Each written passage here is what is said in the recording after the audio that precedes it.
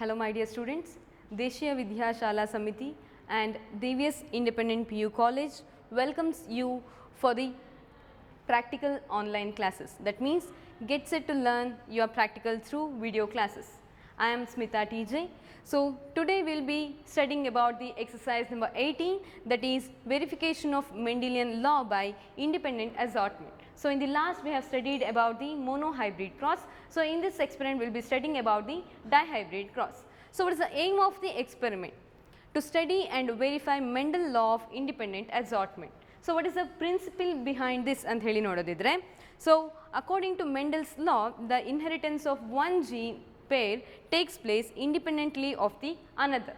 So according to independent assortment, that means dihybrid cross, it states that when a pair of character is taken in a hybrid, so contrasting pair of character ನಾವೇನಾದರೂ hybrid ಅಲ್ಲಿ ತಗೊಂಡ್ವಿ ಅಂದರೆ it will be assort independently. Okay, so ಏನು F1 ಬರುತ್ತೆ, so ಅಲ್ಲಿ F2 generation ಬಂದಾಗ ಅಲ್ಲಿ independent ಆಗಿ ಅಸಾರ್ಟ್ ಆಗಿರುತ್ತೆ ಅಂತ ಹೇಳಿ ಹೇಳುತ್ತೆ. Okay, when two homozygous parents showing two pairs of contrasting characters are crossed, the F1 individuals are heterozygous dominate for both trait ಅಂತ ಹೇಳಿ ಹೇಳಿದ್ದಾರೆ. ಓಕೆ, ಸೊ ನಾವು ಡೈಹೈಬ್ರಿಡ್ ಕ್ರಾಸ್ ಮಾಡ್ತಾ ಇದ್ದೀವಿ ಅಂದರೆ here we are taking two pairs of contrasting character. So two pairs of contrasting character ತಗೊಂಡಿದ್ದೀವಿ ಅಂದರೆ in the F1 individual, so all in a condition, that means heterozygous dominate condition show ಮಾಡ್ತಾ ಇರುತ್ತೆ. Okay, so after that heterozygous dominate condition ಬಂದಿದೆ when we self cross this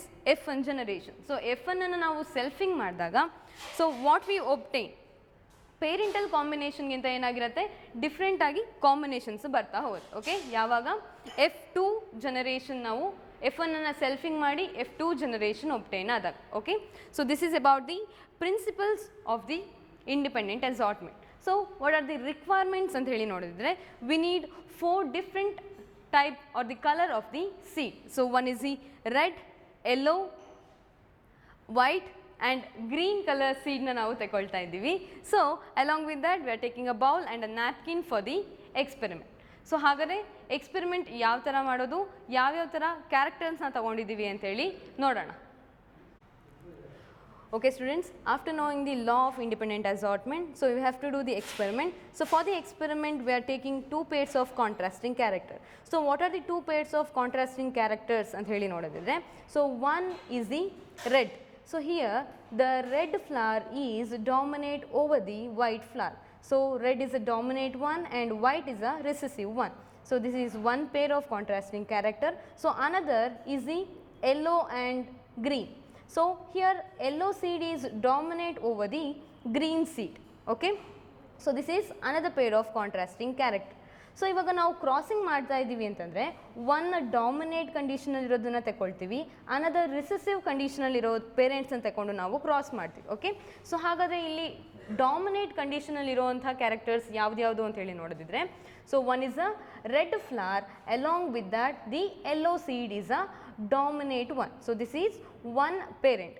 so like that the another one is the recessive condition, that means homozygous recessive one yellow flower along with that the recessive homozygous, that is green seed is another character. Okay, so ಹಾಗಾದರೆ ನಾವು ಈಗ ಸೆಲ್ಫಿಂಗ್ crossing ಮಾಡ್ತಾ ಇದ್ದೀವಿ ಅಂತ ಹೇಳೋದಿದ್ರೆ, so we call this as a homozygous dominate and this as a homozygous recessive ಅಂತ ಹೇಳಿ ತಗೊಳ್ತೀವಿ. ಓಕೆ, ಸೊ ಹಾಗಾದರೆ ಯಾವ ಥರ ನಾವು ಕ್ರಾಸಿಂಗ್ ಮಾಡ್ತೀವಿ ಅಂತ ನೋಡಿದ್ರೆ, ಪೇರೆಂಟ್ ತಗೊಂಡಿದ್ದೀವಿ ಇಲ್ಲಿ. So parent, that means red, yellow, along with that white and green. Okay, so this is a parent, so it is a dominate one and this is a recessive one. So what are the gametes that are formed ಅಂತ ಹೇಳಿ ನೋಡೋದಿದ್ರೆ, so here we are talking about a dihybrid cross. So if we are talking about a dihybrid cross, the gamete formed has to be in a pair. So ಎರಡು contrasting peer ನಮಗೆ ಏನಾಗ್ತಿರುತ್ತೆ, gametes ಆಗಿ ಸಿಗ್ತಾ ಇರುತ್ತೆ. So ಹಾಗಾದರೆ ಇದರಲ್ಲಿ ಎರಡು pair ಇರುತ್ತೆ, ಯಾವ್ದ್ಯಾವುದು, yellow and red one, so another red yellow. So this is one gamete from the one parent and from the another there will be another one. So two pairs of gametes that are formed. Okay, so this is a gamete that is formed from the parents. So after that gametes ಇಲ್ಲಿ formation ಆಗಿದೆ. So ಹಾಗಾದರೆ F1 ಯಾವ ಥರ obtain ಆಗುತ್ತೆ ಅಂತ ಹೇಳಿ ನೋಡಿದ್ರೆ, so F1 is a heterozygous condition ಅಂತ ಹೇಳಿ ಹೇಳಿದ್ವಿ. ಸೊ ಹೆಟಿರೋಝೈಗಸ್ ಡಾಮಿನೇಟ್ ಕಂಡೀಷನಲ್ಲಿ ಬರ್ತಾ ಇದೆ ಅಂತಂದರೆ it has to be have all the alleles. So ಎಲ್ಲ ಅಲೀಲ್ಸ್ ಕೂಡ ಇರಬೇಕು. ಸೊ ಹಾಗಾದರೆ one red, yellow, white, green. So ಇದಿಷ್ಟು ಕಾಂಬಿನೇಷನ್ ಆಗಿ ನಮಗೆ ಒನ್ F1 ಪ್ರೋಜನಿ ಬರುತ್ತೆ. That is in a heterozygous condition ಅಂತ ಹೇಳಿ ಹೇಳ್ತೀವಿ. ಸೊ ಹಾಗಾದರೆ ಪ್ರೋಜನಿ ಒಬ್ಟೈನ್ ಏನಾಗಿರುತ್ತೆ, ಹೆಟಿರೋಝೈಗಸ್. ಸೊ ಟೋಟಲಿ ನಮಗೆ ಇಲ್ಲಿ ಎಷ್ಟಿದೆ, 4 ಪೇರ್ಸ್ ಇದೆ. ಸೊ ಹಾಗಾದರೆ ನಮಗೆ F1 ಪ್ರೋಜನಿ ಎಷ್ಟು ಬರ್ತಾ ಇರುತ್ತೆ, 2 ಬಂದಿದೆ ಅಂಥೇಳಿ ಗೊತ್ತಾಗುತ್ತೆ. Okay, so after that F1 progeny ಬಂದಿದೆ ಅಂದರೆ will be selfing this F1 progeny to obtain the F2. So F2 na obtain agate. So we already know that the F2 progeny what is obtained from this F1 crossing is in a ratio. That means the phenotypic ratio of a dihybrid cross is always a 9:3:3:1 ratio ಅಂತ ಹೇಳಿದ್ವಿ. So ಹಾಗಾದರೆ ನಾವಿಲ್ಲಿ beats ತಗೊಳ್ತಿರೋದು totally 64 beats ನಾವು ತಗೊಂಡಿದ್ವಿ. ಹಾಗಾದರೆ 64 red ಇರುತ್ತೆ, 64 yellow, 64 green and 64 white ಇರುತ್ತೆ. So we are divided into 2 bowls. 2 ಬೌಲಲ್ಲಿ 32 ಸಪ್ರೇಟಾಗಿ ನಾವು ಏನು ಮಾಡ್ತೀವಿ, F1 ಪ್ರೋಜನಿ ಏನು ಒಬ್ಟೈನ್ ಆಗಿರುತ್ತೆ ಅದನ್ನು ತಗೊಂಡು ರ್ಯಾಂಡಮ್ ಆಗಿ ಪಿಕ್ ಮಾಡಿಬಿಟ್ಟು F2 ಜನರೇಷನ್ನ ಪ್ಲೇಸ್ ಮಾಡ್ತಾ ಹೋಗ್ತೀವಿ. ಓಕೆ, ಸೊ ಹಾಗಾದರೆ 2 ಬೌಲ್ ತಗೊಳ್ಳೋಣ, ಅದರಲ್ಲಿ ರ್ಯಾಂಡಮ್ ಆಗಿ ಪಿಕ್ ಮಾಡಿಬಿಟ್ಟು ಏನು F2 ಪ್ರೋಜನಿ ಒಬ್ಟೈನ್ ಆಗುತ್ತೆ ಅಂತ ಹೇಳಿ ನೋಡೋಣ.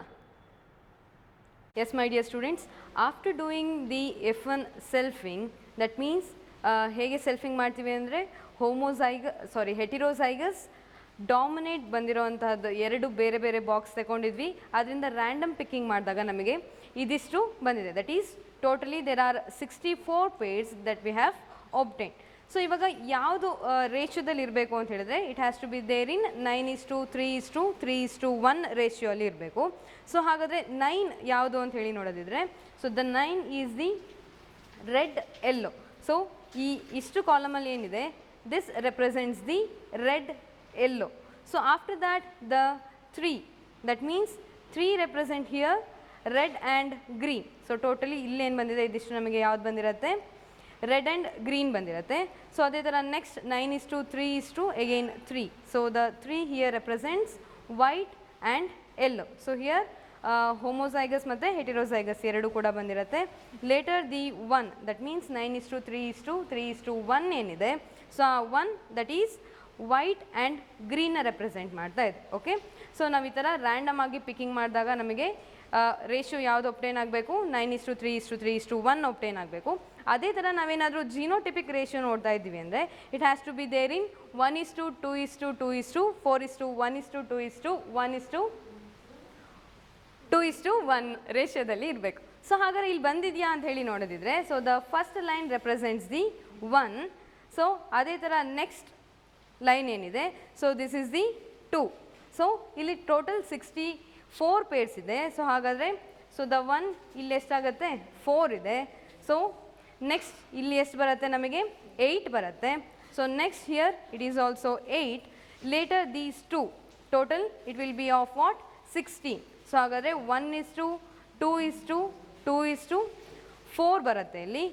Next here it is again 1. Next 1 ಅಂದರೆ ಇಲ್ಲಿ 4 ಇದೆ. ಸೊ ಅದೇ ಥರ ನೆಕ್ಸ್ಟು 8. So again 4, 8, 1. ಸೊ ಹಾಗಾದರೆ ಟೋಟಲ್ ಆಗಿ 1:2:2:4:1:2:1:2:1 ರೇಷಿಯೋಲ್ಲಿ ನಮಗೆ ಒಬ್ಟೈನ್ ಆಗಿದೆ. Yes students, after knowing the chart, that means F2 ಜನರೇಷನ್ಲಿ ಯಾವ್ಯಾವ ಥರದ್ದು ಬರುತ್ತೆ ಅಂತ ಹೇಳಿ ನೋಡಿದಾಗ, ಸೊ ಫಸ್ಟ್ ಟ್ರಯಲ್ ನೋಡಿದಾಗ ನಮಗೆ ಏನು ಸಿಕ್ಕಿದೆ, ಯೆಲ್ಲೋ ಆ್ಯಂಡ್ ರೆಡ್ 36 ಬಂದಿದೆ. ಸೊ ಅದೇ ಥರ ಯೆಲ್ಲೋ ಆ್ಯಂಡ್ ವೈಟ್ 12 ಬಂದಿದೆ. ಸೊ ಗ್ರೀನ್ ರೆಡ್ 12 ಬಂದಿದೆ. ಅಗೈನ್ ಗ್ರೀನ್ ವೈಟ್ 4 ಬಂದಿದೆ. Okay, so this is in a ratio 9:3:3:1 ರೇಷಿಯೋಲಿ ಬಂದಿದೆ. Okay, so likewise we can conduct many experiments. So ಎಕ್ಸ್ಪೆರಿಮೆಂಟ್ಸ್ನ ಜಾಸ್ತಿ ಕಂಡಕ್ಟ್ ಮಾಡಿದಷ್ಟು ನಮಗೆ ಎರರ್ಸ್ ಮಿನಿಮೈಸ್ ಆಗ್ತಾ ಹೋಗುತ್ತೆ. Okay, so this is about the dihybrid cross. Thank you.